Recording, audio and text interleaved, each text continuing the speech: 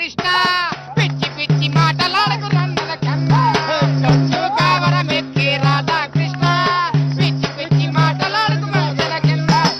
ఎంత పెద్దవారునైనా ఏమయ్యా రాధాకృష్ణ, నీ ఏబిఎన్ టీవీలో ఎంత పెద్దవారినైనా 90 ఏళ్ళైనా వారికి నువ్వు నువ్వు నువ్వు అని సంపాదిస్తావు.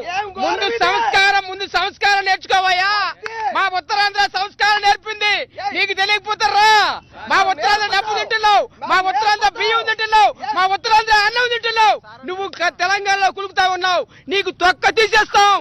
ఎంత పెద్దవారునైనా నువ్వు నువ్వు అంటావు.